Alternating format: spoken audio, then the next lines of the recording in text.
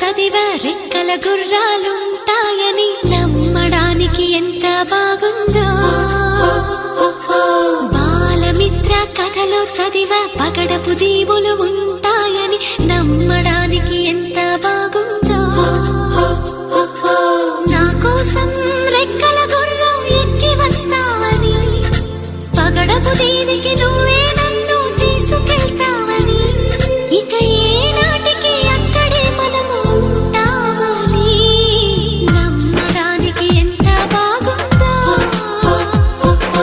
నమ్మడానికి ఎంత బాగుందో. నువ్వే నాకు ముద్దస్తావని నేనే నీకు ముద్దిస్తానని నమ్మడానికి ఎంత బాగుందో.